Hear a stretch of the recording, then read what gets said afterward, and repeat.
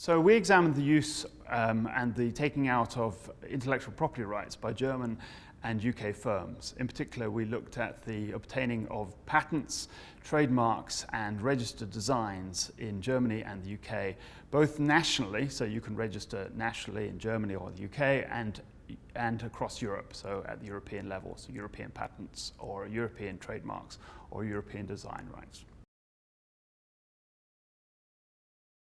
So we can't measure innovation directly. We have to use indirect measures. So one of the measures which are used quite frequently is patenting. It also can be trademarks and design rights. So these are indirect indicators of innovation. But the problem with this is we're not necessarily comparing like with like. So we're not necessarily comparing a German firm which is like a British firm.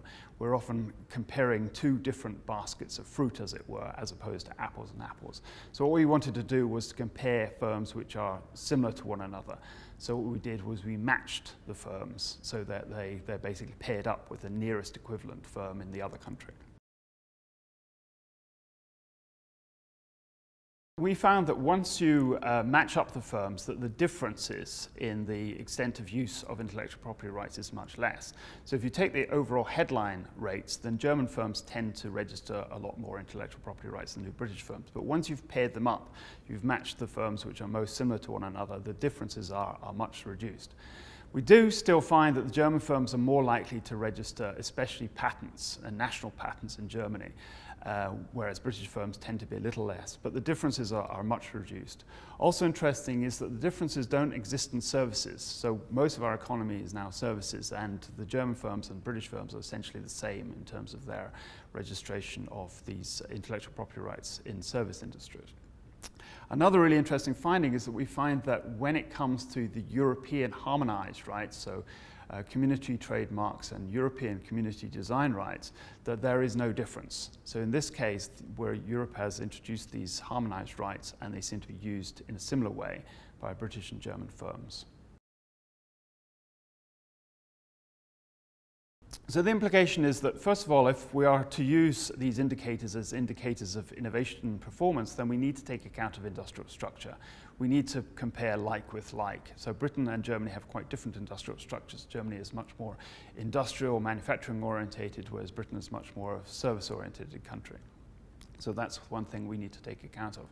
But the other thing we need to take account of is that there are probably some residual differences between Germany and the UK, and we need to try and understand why this is. Well, one of the reasons is that Germany may be a bit more creative and inventive, but probably another more important reason is that the legal systems are rather different.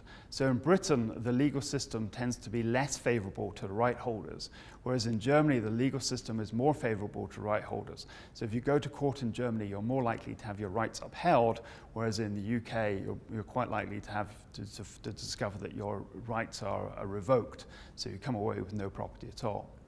And this is quite important because if we are going to have a single European market, then we need to have a single set of rules of the game.